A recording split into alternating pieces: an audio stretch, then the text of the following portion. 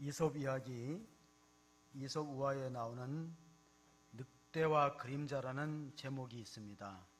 어느 날 늑대 한 마리가 저녁 해질 무렵에 길을 걸어가는데 갑자기 길에 비친 자기 그림자를 보고 깜짝 놀랐습니다. 그림자가 너무 컸기 때문에 길게 드리워진 그런 검은 그림자를 보면서 내가 많이 자랐구나, 내가 많이 컸구나, 내가 훌륭하구나, 이 정도 몸집이면은 사자도 호랑이도 무섭지 않다, 그런 생각을 하면서 그렇게 착각을 한 거죠. 그래서 외쳤습니다. 자, 이 근방에 혹시 사자가 있으면 나와봐, 나하고 한번 붙자. 근데 그 사자가 웬 늑대가 혼자서 왔다 갔다 하면서 자기 눈앞에 그런 이상해서 딱 섰어요. 늑대 앞에 섰어요. 그래서 육중한 앞발로 한 대 치니까 그 자리에 거꾸러졌어요. 그게 늑대와 그림자라는 이솝의 이야기인데, 사람도 우리 속담에 하루 강아지 범 무서운 줄 모른다고 자기 길에 비친 그림자를 자기로 현실로 착각하면 안 되는 거예요. 그건 그림자일 뿐이지. 그리고 항원이 질 무렵에는 그림자가 커 보이는 겁니다. 자, 우리는 하나님이 주신 것으로 살아가요. 우리의 생명도, 우리의 시간도, 또 우리 물질마저도 하나님 맡겨서서 살아가는데, 이걸 내 것인 양 영원히 있을 거라고 생각하면 착각이라는 겁니다. 권력도 마찬가지예요. 민주사회의 권력은 국민들이 위임한 거예요. 그 권력이 영원하지 못합니다. 액통경이 절대 권력은 절대 부패한다, 그런 말이 있어요.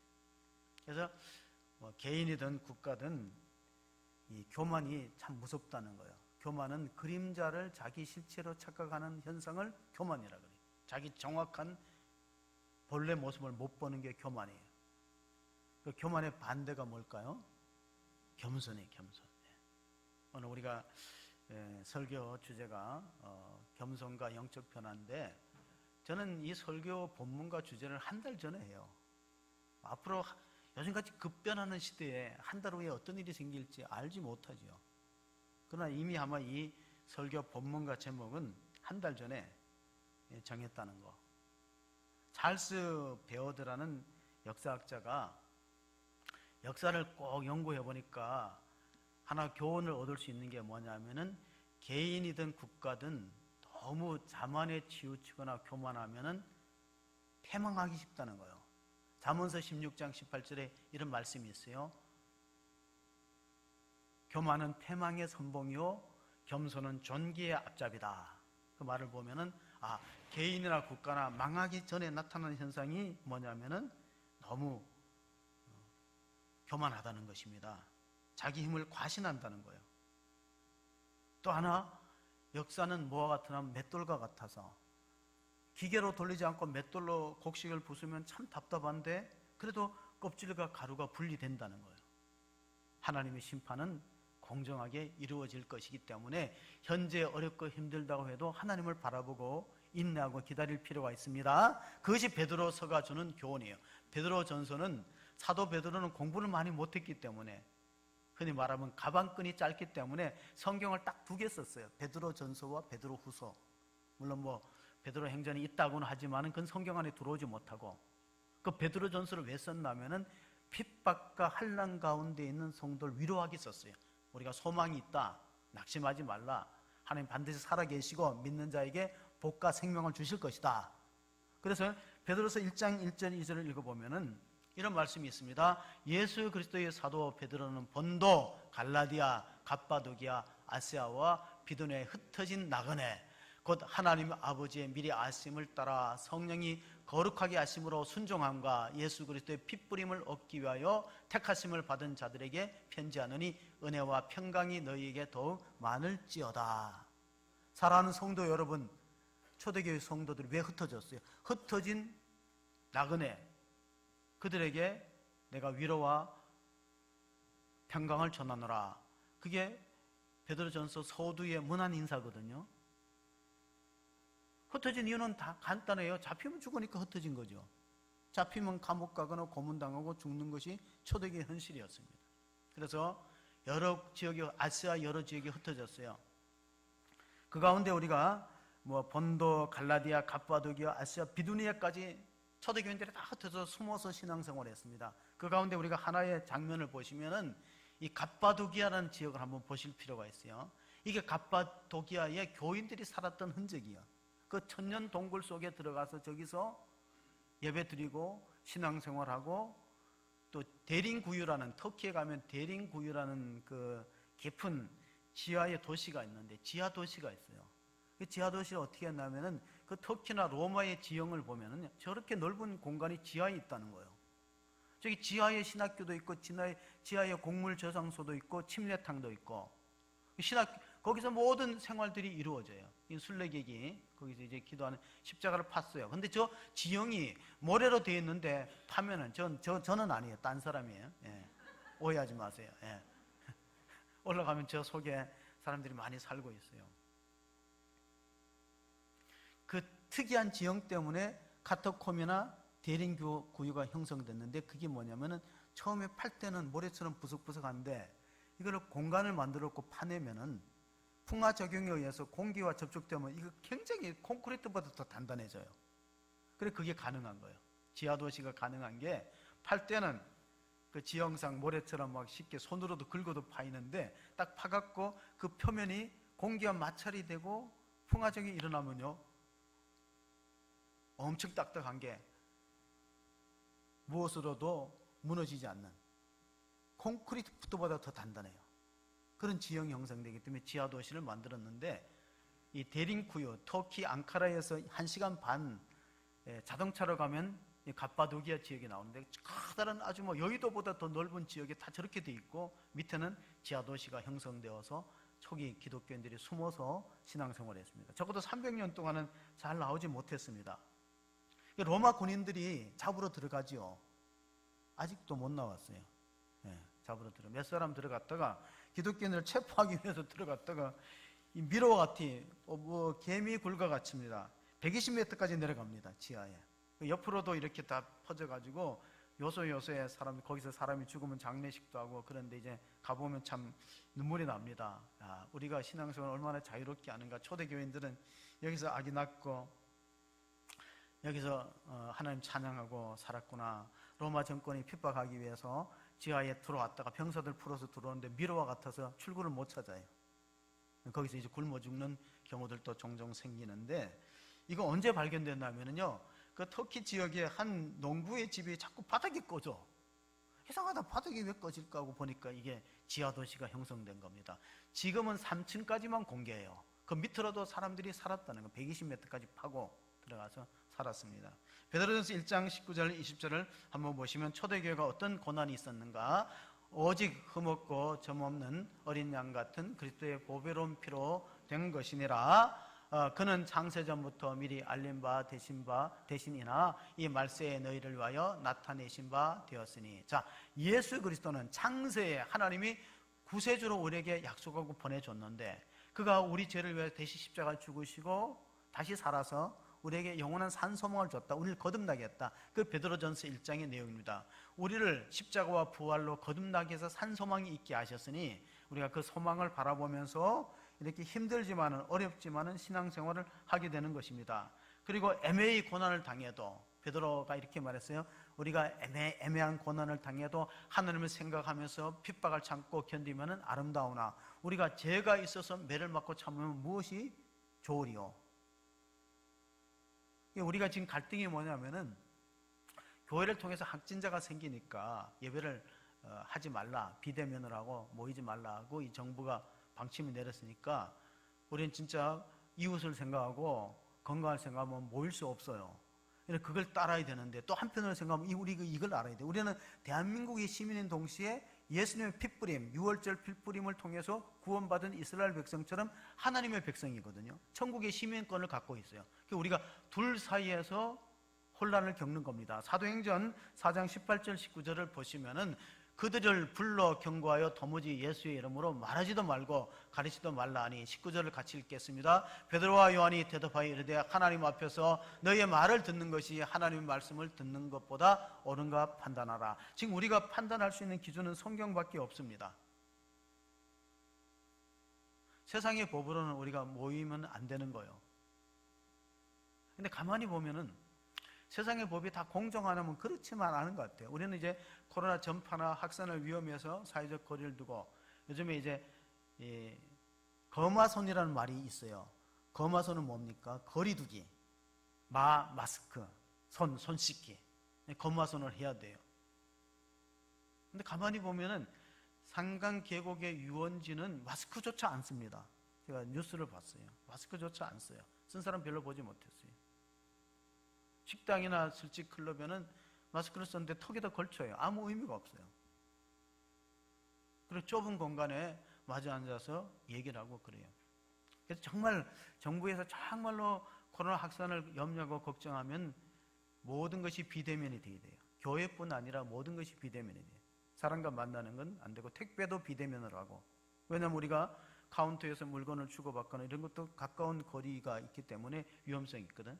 그러니까 우리가 좀 공정성에는 상당히 문제가 있지만은 정부는 정부 나름대로 고민이 있어요. 그렇게 못하는 이유가 뭐예요? 그렇게 3단계로 올리면 경제가 마비되거든. 지금 은행이 지금 연체를 상당히 두려워하고 있어요. 한국 사회가 자칫하면 연체의 늪에 빠질 수 있습니다. 기업이나 가계부도. 그걸 생각하면은 쉽게 3단계로 가기도 어려워요. 경제가 마비되기 때문에. 그러니까 중요한 타켓이 뭐냐면 교회죠. 교회는 3단계 비슷하게 해보는 거예요. 먼저 3단계 비슷하게. 그러니까 우리가 이제 두 주간을 잘 견뎌야 될 필요가 있습니다. 어떤 지도자를 만나느냐의 국민의 축복이에요. 어떤 지도자를 만나는가. 자, 영국의 같은 경우에는 2차 세계대전이 발발하자 윈스턴 처칠이 이렇게 말했어요. 교회 종소리를 울리라. 그 종은 희망의 종이다. 교회 종소리를 울리라. 그리고 우리의 자녀들, 전선에 가 있는 자녀들과 우리 남편을 위해서 기도하자. 지도자를 위해서 기도하고 우리나라의 평화가 또 우리의 승리를 위해서 기도하라. 그래서 성도들이 와서 기도했어요. 또 다른 지도자가 있어요. 로마의 네로 황제. 서기 64년도 7월 19일 날 로마 화재가 발생했는데 시내 전부가 불탔어요. 대부분이 불타고 또 폐허가 됐어요. 사람들은 알아요. 국민들은. 네로가 광기를 불려갖고 도시 계획을 한다는 명목 하에서 로마 시내를 다 이렇게 초토화시킨 거예요. 국민들의 원성이 잦아졌어요. 그러니까 네로 황제가 깨를 냈어요. 아, 기독교인들이 불을 질렀다. 여론을 만들었어요. 엄청난 핍박이 64년을 기점은 7월 19일 날 기점으로 이루어졌어요. 우리 2020년 8월 15일이 기점이에요. 무엇이 선이고 악이고 무엇이 진실이고 거짓인가는 역사의 결론입니다. 역사의 결론, 윈스턴 처칠은 퇴임 후에 존경받았고 네로는 64년도 로마 대화재 이후에 정권을 4년 정도 더 갖고 황제의 자리에서 폐위되고 자살로 인생을 마칩니다. 어떤 지도자가 될 것이냐 참으로 중요합니다. 오늘 베드로전서 5장 1절을 한번 읽어보시겠습니다. 너희 중 장로들에게 권하노니 나는 함께 장로된 자요 그리스도의 고난의 증인이요 나타날 영광에 참여할 자니라. 우리 베드로는 사도라고 부르는데 여기는 왜 베드로가 자신은 장로라고 했을까? 아마 복음을 전하는 위치에서는 사도가 맞아요. 아포스톨로스, 복음을 전하는 자. 그러나 교회의 지도자로서는 또 장로란 직이 맞아요. 한스킹이라는 카톨릭 신학자가 이렇게 말했어요. 평신도는 세상 속에 파송된 하나님의 사역자다. 목회자는 교회 속에 파송된 하나님의 사역자다. 그러니까 베드로는 두 가지가 다 있는 거예요. 세상에 직업이 어부로서 복음을 전할 때는 그는 사도였습니다. 그러나 교회 안에는 이 장로로서 성도들의 양무리를 잘 돌보는 위치에 있었습니다. 목양장로의 위치에 있었습니다. 2절 3절을 한번 읽어보겠습니다. 너희 중에 있는 하나님의 양무리를 치되 억지로 하지 말고 하나님의 뜻을 따라 자원함으로 하며 더러운 이득을 위하여 하지 말고 기꺼이 하며 맡은 자들에게 주장하는 자세를 하지 말고 양무리에 본이 되라. 자, 이 말씀은 교회 평신도의 지도자에게 주시는 말씀인 동시에 목회자에게 주는 말씀이죠. 목회자가 이득을 탐하지 말고 약물에 본이 되고 겸손한 자세로 양을 잘 치라는 말씀을 주셨습니다. 여러분, 우리가 본이 된다는 게 얼마나 부담스러운 단어입니까? 교회에서 부모님은 교회에서 직분이 높으신 분들은 성도의 본이 되고, 또 가정에서는 자녀들에게 본이 된다. 본이 되는 건 참 부담스러운 말인데, 근데 모델은 분명히 있어야 돼요. 뭔가 기계를 만들 때 우리가 본을 뜬다는 말이, 그게 본이 본받는 거거든. 뺏긴다, 본을 뜬다. 그 목표가 있어야 됩니다. 그럼 우리의 목표는 뭐냐면, 우리는 그리스도예요. 예수님을 닮는 것이다. 토마스 아켄페스가 썼던 고전 중에 하나가 Imitation of Christ, 그리스도를 본받아. 굉장히 좋은 책입니다. 한번 꼭 읽어보셔야 될 책인데, 거기 보면은 이런 말씀이 기록되어 있어요. 예수님이 500여의 기적을 행할 때는 많은 무리들이 찾아왔다. 5,000명 이상 찾아왔다. 그런데 예수님 십자가 질 때는 다 뿔뿔이 흩어졌다. 제자들도 잘 보이지 않았다. 이것이 세상의 인심이다. 그러므로 지도자는 조지 캐리라는 캔터버리 감독의 감독 교회, 캔터버리 교회가 성당이죠. 조지 캐리라는 그 감독은 우리로 말하면 이제 그 성직자, 목회자, 또 장로에 해당되는 분이 이렇게 말했어요. 지도자가 죽으면 교회도 죽는다. 지도자가 추락하면 교회도 추락한다. 발전하는 교회는 꿈꾸는 지도자가 있고 영적 리더가 다른 사람을 성장을 돕고 끼어 있어서, 그래서 어떤 고난과 시련과 역경도 이길 수 있다. 그래서 교회는 참 지도자를 잘 세우는 게 참으로 중요합니다. 왜 그러냐면은 교회는 담임 목사의 그릇만큼 성장하고 장로님의 그릇만큼 질이 형성된다 그랬어요. 그래서 우리 교회가 이렇게 평안하고 좋은 거는 장로님들을 잘 뽑아 세운 거예요. 훌륭한 장로님들이 있기 때문에 조용한 거예요. 안 그러면 시끄럽습니다, 지금. 그걸 아셔야 돼요. 교회의 질적인 수준은 장로님을 따르고 영적인 것은 목회자를 따르는 거예요. 그래서 잘 성장하지 못했으니 제 책임이 크지요. 제가 19일 날 0시부터 예배가 규제됐을 때 새벽에 나와봤어요. 혹시나 하고 나와봤어요. 새벽 기도를 나왔는데 그러니까 0시부터 19일 날 0시부터 우리 예배 안 된다고 정부에서 규제가 있었을 때 새벽에 평소대로 한 40분쯤 나와보니까 그래도 교인이 있어요. 근데 싹 딴 교인이야. 4명, 5명 딴 교인. 그래서 저 사람들은 뉴스를 안 보는 사람들인가? 남의 교회 오기가 참 쉽지 않은데 아주 지독하게 찾아와서, 그러니까 평소에 우리 교회 나오는 분들이 나온 거예요. 그래서 제가 고민했어요. 누구를 위해서 종을 울리는가? 오늘 설교하지 말고 그냥 각자 기도하고 돌아가라 하고 엎드려 생각하는데 문 열리는 소리가 나는데 우리 교인이 들어오기 시작하는 거예요. 얼마나 반가운지. 제가 정상대로 설교를 했어요. 여러분, 아니 새벽 기도에 네 교회 내 교회를 구별하느냐, 그렇게 말할 수도 있어요. 그러나 담임 목사 입장에는 우리 교인들한테 영의 양식을 주기를 원하지. 물론 우리 교회에 와서 새벽 기도하는 분들이 우리 교회를 위해서 기도는 해줄 겁니다. 미안해서. 중요한 거는 우리 교인들이 교회를 지키는 거죠. 자, 우리가 예수님도 그런 말씀 하셨어요. 마태복음 15장 보시겠습니다. 마태복음 15장 26절 27절 읽어보겠습니다. 대답하여 이르시되 자녀의 떡을 취하여 개들에게 던짐이 마땅하지 아니하니라. 여자가 이르되 주여 올소이다마는 개들도 제준의 상에서 떨어지는 부스러기를 먹나이다 하니. 자, 본문의 배경을 보면요, 스로보니게 여인, 가나안 여인, 헬라 족속 중에서 한 여성이 자기 딸이 귀신 들려서, 흉악한 귀신 들려서 고통을 당합니다. 병을 고쳐야 되겠는데 예수님은 하나님의 아들이시고 심지어는 안전병이도 소경도 눈뜨게 했다니까 희망을 갖고 불렀어요. 예수님 못 들은 척합니다.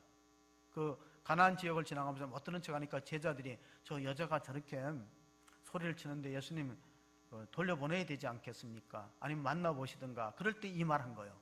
자녀의 떡을 취하여 개들에게 던짐이 마땅치 않다. 이 말은 뭔 뜻이요? 내가 하나님 말씀과 하나님 주시는 치유의 능력을 이스라엘 백성들한테 베풀어야지 이방 사람들한테 베풀겠느냐. 예수님도 그렇게 했거든. 나도 우리 교인들한테 영의 꼴을 주는 게 마땅하지 않아요? 근데 그 여자가 시험 안 들었거든요. 문제는 여기가 이제 성경에 기록된 이유가 뭐냐면 시험이 안 들었다는 거예요. 보통 사람 같으면 시험 듭니다. 아니, 예수님은 하나님의 아들이시고 사랑과 자비가 풍성하시고 우리를 불쌍히 여기시고 사람 차별을 안 하는 줄 알았더니 유대인과 이방인을 차별하고 우리는 개라고, 우리 개 같은 그런 부류로 취급하고, 자녀의 떡을 취하여, 이스라엘 민족은 자녀고 이방인 자기는 개에 자녀의 떡을 취하여 개들에게 던짐이 마땅치 않다. 근데 여자가 시험 안 들고 이렇게 말했어요. 옳습니다. 뭐 우리는 이방인이니까 아무래도 하나님의 백성 유대인과 보다는 똑같은 대우를 못 받죠. 그러나 개들도 주인의 상에서 떨어지는 부스러기를 먹나이다. 다음 기절을 보면요, 이런 말씀이 있어요. 여자여, 내 믿음이 크도다. 이게 크도다가 뭐냐면 메가피스란 단어를 썼어요. 헬라어로. 여자여, 내 믿음이 크도다. 내 믿음이 메가톤급이다. 내 소원대로 될지어다. 그 시에 딸의 귀신이 떠나간 줄로 믿으시기 바랍니다. 그게 믿음이요. 그 겸손이요. 왜 제가 그 성경의 많은 기적 가운데 그 수로보니게 여인의 예를 들냐면요, 그게 겸손한 태도의 신앙생활이에요. 겸손하면 낮아질수록 시험을 안 들어요. 교만할수록 시험이 많이 찾아와요. 내가 누군데 하고 찾아오잖아요. 생각해 봅시다. 아주 돈 많은 부자한테 아이고 거지 같은 사람아 이러면요, 시험 안 들어요. 아이고 내 재산이 얼마인지 몰라서 다행이다 그러지. 박사 학위를 가진 사람한테 이 무식한 인간아 하면 시험 안 들어요. 웃어. 근데 진짜 못 배운 사람한테 그렇게 해봐요. 엄청나게 상처받아요. 조심하셔야 돼요. 진짜 믿음이 좋은 사람한테 당신이 왜 믿음이 왜 이래 이러면요, 상처 안 받아요. 그래요, 제가 믿음이 부족한데 좀 저를 위해서 기도해 주세요. 이렇게 여유가 있어, 진짜 믿음이 좋은 사람은. 근데 진짜 믿음이 없는 사람은 믿음이 없다 그러면 화를 내요.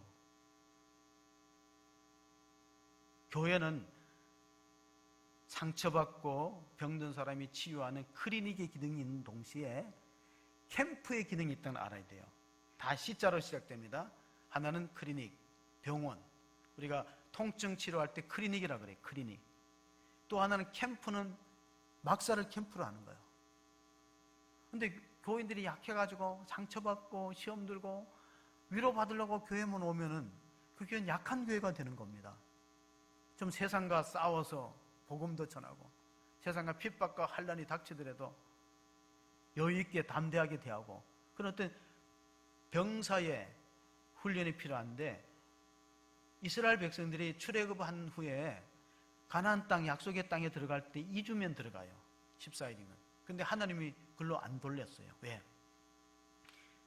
블레셋과 전쟁을 보면 무서워서 다 도망갈 것 같으니까 해변길을 버리고 사막길로 들어갔어요. 해변길로 가면은 블레셋 진영들이 해변길이 있거든. 그러면은 다 애굽으로 돌아가자 무서워하고 전쟁을 무서워서 기피해버리니까 훈련시키기 위해서 사막길을 선택한 겁니다. 40년. 광야에서 낮에는 덥고 밤에는 춥고 먹을 것도 없고 그 훈련 40일 해서 군사가 된 다음에 이제 이만하면은 영적 전쟁에서 승리하게 됐다 할 때 가나안 지경으로 데리고 갑니다. 그걸 우리가 잊어서는 안 돼. 하나님 우리가 이렇게 시련과 고난을 주는 이유는 우리가 미워서가 아니라 우리 너무 약해서 그래. 악해서가 아니고 약해서 그래. 그럼 사람은 두 종이, 악한 사람이 있고 약한 사람이 있어. 약한 사람은 하나님이 강하도록 훈련하고 연단을 시키는 겁니다. 자, 마태복음 15장 28절의 말씀도 한번 그 여자에게 주신, 가나안 여자에게 주신 말씀 한번 같이 읽어보실까요? 15장 28절입니다. 이에 예수께서 대답하여 이르시되 여자여 내 믿음이 크도다 내 세원대로 되리라 하시니 그때로부터 그의 딸이 나으니라. 아멘. 하나님 여러분 테스트 해보고 믿음을 저울에 달아봅니다. 그래서 합격되면 하나님 여러분의 소원을 이루어 주신 줄로 믿습니다. 불합격되면 안 되죠. 합격이 돼야지. 저울에 달아봅니다. 제자들은 저울에 달아볼 때 항상 책망을 받았어요. 베드로에게 믿음이 적은 자여 풍랑이는 바다로 걸어오다가 빠지니까 막 예수님 저를 구해주세요 하니까 예수님이 즉시 손을 내밀어서 뭐라고 그랬어요? 마태복음 14장에 믿음이 적은 자여 왜 의심하였느냐 그러잖아요. 제자들은 믿음이 적다 그리고 이방 여인은 믿음이 크다 하고 칭찬하는 이유가 뭐예요? 제자들은 그렇게 해도 시험이 안 들으니까. 믿음이 적다 그래도. 믿음이 큰 사람은요, 믿음이 적다 그래도 그래요, 제가 부족해요, 저를 위해서 기도해 주세요 하고 상처를 안 받습니다. 근데 진짜 믿음이 없는 사람한테 당신 믿음이 그밖에 안 되냐 그러면 시험 드는 거예요.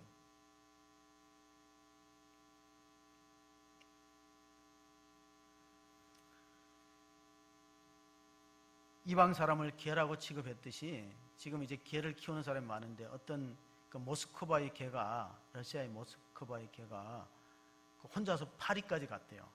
유럽 대륙을 가서. 그래서 파리 시내에서 그 프랑스 파리의 개와 친구가 되어갖고 서로 이제 얘기를 나누는데 그 모스크바 개가 그렇게 자랑을 하더래요. 우리 모스크바는 모든 게 공평하다. 그리고 우리는 다 정부에서 다 배급을 준다. 우리는 입을 거, 먹을 거, 뭐 잠잘 거 걱정, 의식주 걱정 없다. 그 우리 좋은, 내가 살던 고향이 참 좋다 하고 모스크바를 자랑했어요. 그랬더니 파리에 있는 개가, 프랑스 파리에 있는 개가 그렇게 좋은데 왜 여기 왔냐 그랬어요. 그 모스크바 개가 실컷 짖고 싶어서 왔다 그랬어요. 개는 짖어야 되잖아요. 우리 하나님을 찬양하고 예배해야 되는데 이게 지금 이제 막혀 있어요. 참 안타까운데 교회가 어떻게 해야 되는가 참 이제 위기에 놓여 있습니다. 알렉산더 솔제니츠는 러시아의 작가인데 공산혁명을 연구를 해봤어요.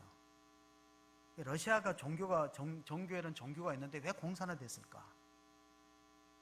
그러니까 교회가 재구시를 못하면은 많아도 공산주의가 된다. 교훈을 알아야 돼요. 교회가 한국에 6만 교회가 있어요. 6만 교회가 있어도 교회가 종교적인 기능을 잘 못하면은 사회주의가 될 수 있다는 거예요. 왜냐하면은 평양에 지금 이제 우리가 북한에 공산주의가 있었는데 평양에 교회가 얼마나 많았어요. 1907년도 평양 대부흥 운동이 일어났을 때는요, 주일날에는 장사하는 사람들 다 문 닫았어요. 다 문 닫았어요. 그때 기록을 보면은 다 철시가 되고 다 예배당에 몰려든데 그래도 공산화 됐잖아. 그러니까 교회가 재구시를 못하면은 사회주의로 전락하는 위기를 막을 수 없기 때문에 참으로 중요합니다. 자, 위기의 때 우리는 두 가지를 생각하셔야 돼요. 권리와 의무를 생각하셔야 돼요. 자, 민주주의는 항상 권리와 의무가 병행합니다. 우리가 나라에 대한 의무를 다하고 세금, 납세의 의무, 국방의 의무를 다하고 또 국가는 우리들한테 권리를 줍니다. 개인의 사유재산의 권리 이런 걸 주잖아요. 같이 가는, 교회는 마찬가지예요. 자, 교인으로서 의무를 다하고 권리를 주장하지 않는 교인이 많으면 교회가 조용합니다. 근데 교인이 또 자기 권리와 의무를 같이 주장해도 괜찮아요. 민주사회니까. 근데 이런 경우는 교회가 힘들어요. 교인으로서 예배 출석의 의무, 헌금의 의무, 봉사의 의무 이거는 안 하는데 권리만 주장하면 그 교회는 힘들어집니다. 그렇지 않겠어요? 그래서 잘 생각해 보세요. 그러니까 우리 교회 미래를 생각할 때 이렇게 생각하시면 됩니다. 제가 이렇게 1, 2, 3번을 여러분이 이제 사지선다를 좋아하시는 것 같아서 1번, 우리 성도들이 내처럼만 하면은 부흥될 것이다. 그럼 1번이에요. 자, 코로나가 있고 위기가 있고 어려움이 있어도 우리 교인들이 다 나와 같으면은 현상 유지는 할 수 있다. 그 2번이에요. 근데 만약에 야, 우리 교인들이 전부 다 나처럼 이렇게 신앙생활하고 예배생활, 헌금생활, 기도생활하면은 점점 줄다가 문 닫을걸? 그렇게 하면 3번이에요. 그럼 손을 우리가 한번 각자 들어보실까요? 1, 2, 3번 중에? 그럼 우리 교회 미래를 점칠 수 있거든. 여러분은 4번을 좋아하죠? 잘 모르겠다. 예. 교회 미래를 점칠 수 있어요. 우리 교회는 저는 좋은 교회라 생각해요. 예. 여러분이 참 훌륭하시고 대단하기 때문에 창조적 소, 토인뷰가 얘기했던 창조적 소수. 아놀드 토인뷰가 이렇게 말했어요. 역사는 지배적 소수가 역사를 이끌 때는 희망이 없고 고통스러웠다. 그 지배적 소수는 군림하고 백성들을 착취하는 사람들이 지배적 소수예요. 창조적 소수는 뭐예요? 역사를 위해서 희생하고 겸손하게 섬기는 거. 4절 한번 읽어볼까요? 4절 같이 읽어보겠습니다. 그리하면 목자장이 나타나실 때 시들지 않은 영광의 관을 얻으리라. 여러분, 이 목자와 양의 관계에 있어서 상호 관계가 있습니다. 그러니까 목자도 훌륭해야 되지만 양들도 목자 음성을 잘 듣고 따라야, 그래 이 상호 관계가 돼야만 하나님의 축복과 영광이 임하는 것이지요. 왜냐하면은 고난과 영광은 비례합니다. 항상 성경에 보면은 고난과 영광, 고난이 크면은 영광이 큰 거예요. 고난이 줄어들면 영광도 줄어들고, No cross, no crown. 십자가 없이는 면류관이 없다. 그 말을 우리가 생각하면서, 자, 교회라는 것은 지금 한국 교회가 많이 침몰되고 있습니다. 뭐 말할 것도 없지. 지금 뭐 기업도 힘들고 소상공인도 힘들어요. 남대문에서 장사하는 분이요, 이런 경우를 처음 봤대요. 하루 200명 오는 손님이 5명 온대. 살 수 없다고 지금 막 아우성이고 PC방 업주들도 죽겠다 그리고 뭐 다 이런 상황 속에 놓여 있으니까 교회는 말할 것도 없죠. 한국 교회가 6만 교회인데 앞으로 이런 식으로 가다 보면 많이 침몰하고 자초할 겁니다. 자, 배는 항구에 묶어두면 가장 안전해요. 근데 배를 항구에 묶어두려고 만들었을까요? 험한 파도 헤치면서 고기를 잡으라고 만들어준 것이 배예요. 유람선이 아닌 다음에는. 그럼 교회는 유람선이 아니고 고기를 잡는, 베드로처럼 사람을 낚는 어부가 교회 정체성이에요. 그럼 우리가 어떤 방향으로 가야 되는가를 잘 생각해 보셔야 돼요. 그냥 모래사장에다 묶어갖고 안전하게 비바람을 피하고 안전하게 그냥 묶어둘 거냐, 가서 위험이 있더라도 파도를 헤치면서 풍랑과 싸울 거냐. 생텍쥐베리가 어린 왕자의 책을 썼는데 리더십을 정의하기는 이렇게 정의했어요. 배를 만들 때 목재를 구해오라, 연장을 갖추라, 기술을 전수하는 것이 리더십이 아니고,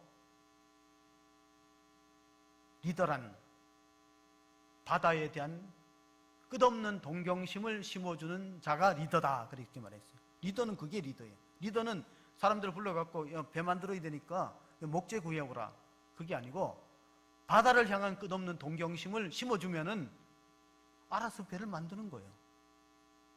목마른 사람이 샘파듯이. 성경은 우리에게 영원한 나라, 썩지 않고 쇠하지 않고 시들지 않는 기업, 베드로전서에 그 기업을 우리에게 유업으로 약속했어요. 그리고 그걸 보고 가는 거예요. 리더는 하나님의 영원한 천국과 또 우리 생명과 구원을 위해서 가는 것이죠. 그러지 않고는 우리가 끝까지 신앙생활 지키기가 참 어려운 시대에 살고 있습니다. 그래서 우리가 이 리더십에 대해서, 겸손한 리더십에 대해서 5절 6절을 끝으로 한번 읽어보시면 이런 말씀이 있습니다. 젊은 자들아, 이와 같이 장로들에게 순종하고 다 서로 겸손으로 허리를 동이라. 하나님은 교만한 자를 대덕하시되 겸손한 자들에게는 은혜를 주시느니라. 그러므로 하나님의 능하신 손 아래에서 겸손하라. 때가 되면 너희를 높이시리라 하면 그렇습니다. 자, 우리 젊은이들이 요즘 매스컴의 영향과 휴대폰 영향을 받아서 상당히 지금 교회에 대한 부정적인 인식을 갖고 있는데, 우리가 잘 알려줘야 될 필요가 있다는 것을 새벽기도에 말씀드렸어요. 그래서 가능하면은 우리가 가정 속에서 자녀들 앞에서 교회나 목회자에 대해서 부정적인 얘기를 안 하는 것이 굉장히 중요합니다. 안 그래도 걔네들은 수없는 부정적인 메시지를 듣고 입력이 돼 있는데, 우리마저 그래버리면, 아이들이 교회를 떠나버리면 믿음을 회복하기 참 어려워요. 우리 하루에도 수없는 전화 문자를 받으면요, 얼마나 마음이 불안합니까? 마찬가지예요. 세뇌가 되는 거죠. 왜 이렇게 많은 전화 문자를 보낼까? 지금 16,670명 확진자로 사망이 제가 이틀 전에 309명으로 파악을 했는데, 세월호보다 조금 더 많은 숫자가 희생이 되었습니다. 이 코로나로 인하여 더 이상 확진이나 사망이 없기를 기도하면서 정치의 세계가 참 무섭다는 생각이 들어요. 왜냐하면 그 푸틴을 대적하는 사람을 차 한 잔 대접했는데 혼수 상태에 빠졌어요. 정치의 세계가 그래요.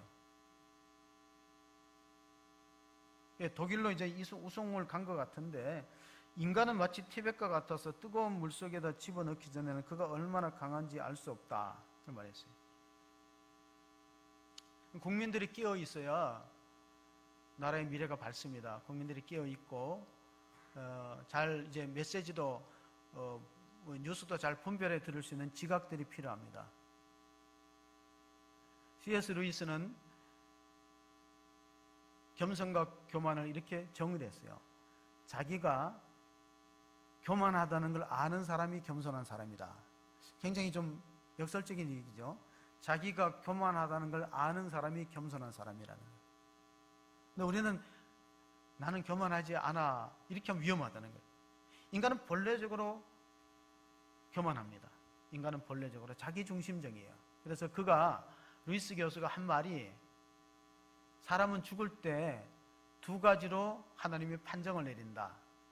아버지여 당신의 뜻대로 하옵소서 하고 하나님의 뜻에 복종하여 일생을 사는 사람하고 하나님이 그를 향해서 너의 뜻대로 하라. 그런 두 사람이 있다는 거예요. 우리가 아이들이 자꾸 시켜도 말 안 들으면 뭐라 그러냐면 나중에는 네 마음대로 하라. 하나님도 그런다는 거예요.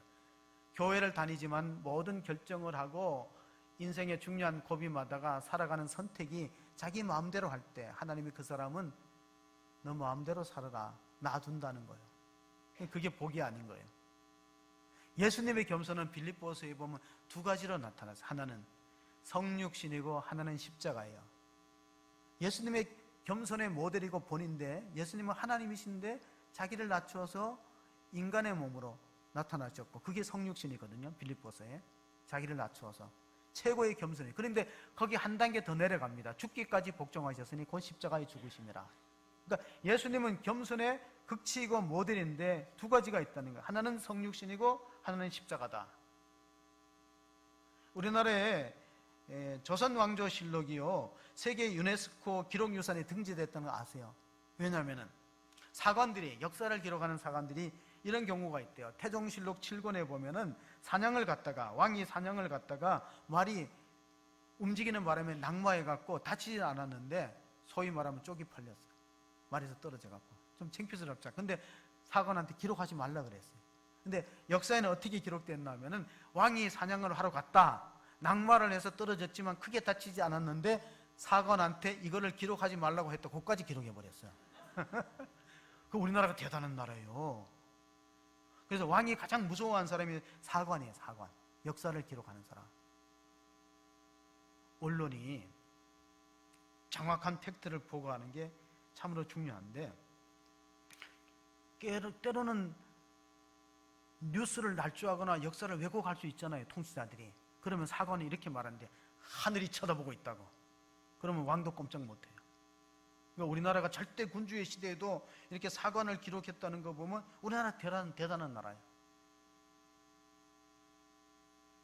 초대 역사를 기록한 것이 유세비우스의 교회사라는 게 있어요.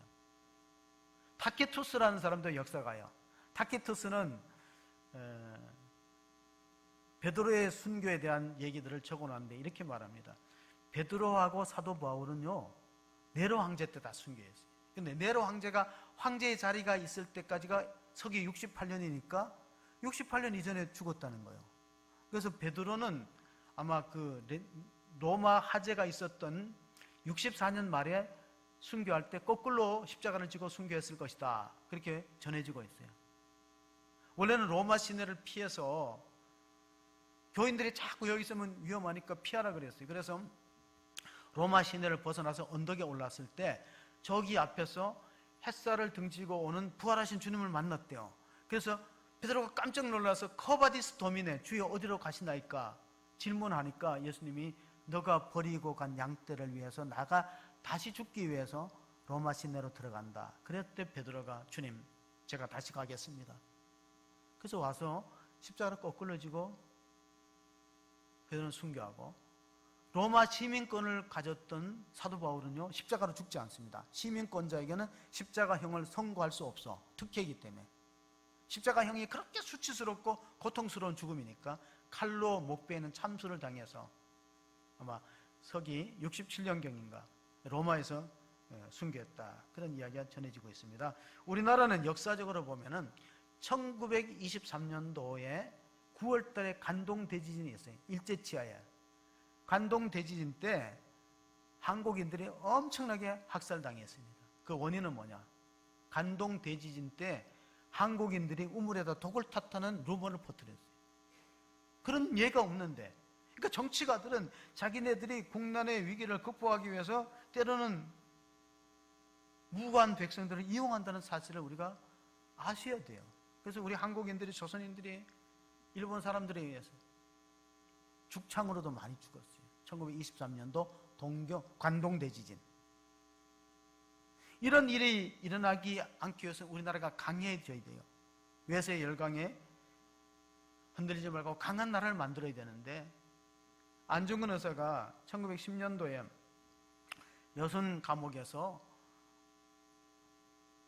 사형당하기 전에 간수한테 족자를 하나 남겼는데, 그 족자의 글씨가 있습니다. 그 8글자로 써 있는데, 위국 헌신 군인 본분. 위국 헌신 군인 본분은 뭐냐? 나라의 위기가 오면 군인이 몸을 바쳐서 나라를 구해야 된다. 그 족자를 써줬는데, 그 간수가 아직도 가지고 있대요. 일본인 간수가, 지바라는 간수가. 자, 이토 히로부미를 할빈역에서 저격했던 안중근 의사는 독실한 신앙인이라는 걸 아셔야 돼요. 영세를 받아 이름이 토마고. 독실한 신앙인이 왜 사람을 죽여요? 그는 십계명이 위배되잖아요. 그래서 한때는 천주교에서는 이거를 율법적으로 안중근 의사를 인정을 안 했어요. 그리고 일본에서는 안중근 의사를 테러리스트라고 불러요. 그러나 우리나라는 안중근 의사가 이등박문을 저격했기 때문에 애국자다, 독립운동가다, 다르잖아요. 어디에서 보느냐, 역사는 어느 관점에서 보느냐가 달라요. 안중근 의사는 자기 개인의 감정으로 이등박문을 저격하지 않았어요. 그냥 자기는 대한제국의 육군 중장의 신분으로 우리나라를 강제 수탈하고 침략하는 원흉을 제거했다, 법정에서 얘기를 했어요. 그 나이가 30대 초반밖에 안 되는데 법정에서 동양평화론을 진술했어요. 일본이 제국주의 야심을 버리고 동양의 아시아 지역의 평화를 구축해야 된다. 30살의 그런 30살 간 넘은 우리나라의 애국지서가 그만큼 경륜이 있었다는 거예요. 그래서 일본 여론들이 들끓었어요. 안중근은 죽이기 아까운 사람이다. 상고해갖고 목숨을 구해야 된다. 구명운동이 일본인들한테도 일어났어요. 근데 그 어머니가 일본한테 목숨 구걸하기 위해서 상고하지 말라. 대한남아답게 죽어라. 그래서 마지막 마지막 최후의 길을 걸어갔습니다. 그때 이제 어머니한테 보낸 편지가 있는데, 제가 그 편지를 잠깐 읽어드리려고 해요. 죽기 바로 직전, 사형당하기 바로 직전에 어머니한테 편지를 보내고, 어머니는 안중근 의사한테 한복 두루마기를 손수 만들어서 보내서 그거 입고 이제 할빈에서, 여순에서 최후를 마치고 교수형을 당합니다.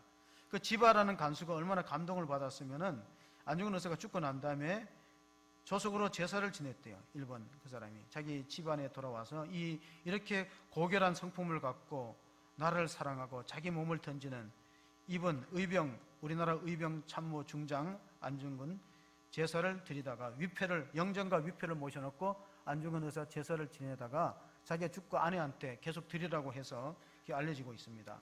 마지막 편지는 이렇습니다. 예수를 찬미합니다. 이슬과도 같은 허무한 세상에서 이 불초자를 너무나 생각해 주시니 훗날 영원히 천당에서 만나 뵈올 것을 바라오며 또 기도하옵나이다. 이 현세의 일이야말로 모두 주님의 명령에 달려 있으니 마음의 평안을 가지기를 천번 만번 바라볼 뿐입니다. 드릴 말씀은 허다오나 후일 천국에서 만나 기쁘게 만난 뒤 누누이 말씀드리겠습니다. 위아래 여러분께 문안드리오며 후일 천당에서 기쁘게 만나 뵈었겠다고 주변 사람에게 전해주기 바랍니다. 이 마지막 안중근 의사 아들이 둘이 있는데 하나를 성직자로 키워달라, 주의 종으로 키워달라고 유언을 하고 형장이 이슬로 사라졌습니다. 사랑하는 성도 여러분, 우리의 믿음이 율법적인 믿음입니까? 우리 국가의 법도 잘 지켜야 될 책임이 있어요. 그러나 우리보다 더 위에 있는 하나님의 법이 있다는 걸 잊어서는 안 됩니다. 빌립보서 3장 10절을 한번 보시겠습니다. 빌립보서 내가 그리스도와 그 부활의 권능과 그 고난의 참여함을 알고자 하여 그의 죽으심을 본받아. 우리는 십자가와 부활에 참여하는 하나님의 백성입니다. 우리가 낫게 될 때 하나님 높여주십니다. 임직할 때 우리가 잘 읽는 성경 하나 소개하고 마치려고 합니다.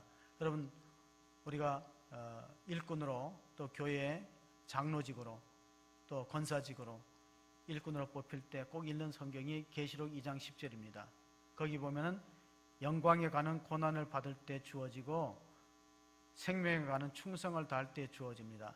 나는 장차 받을 고난을 두려워하지 말라. 너는 볼지어다 마귀가 장차 너희 가운데서 몇 사람을 옥에 던져 시험을 받게 하리니 너희가 10일 동안 환난을 받으리라. 내가 죽도록 충성하라. 그리하면 내가 생명의 관을 내게 주리라. 지금 우리가 예배를 못 드리는 기간이 한 열흘 돼요. 10일 동안 우리 잘 코로나에 감염되지 않게 우리의 출입을 교회에서 보내는 시간은 몇 시간 안 돼요. 나머지 160시간 가까이는 세상 속에서 보내야 돼요. 그런 일들이 없도록 함께 기도하고 함께 믿음을 지켜서 승리하는 겸손한 신앙이 다 되시기를 주의 이름으로 축복합니다. 아멘.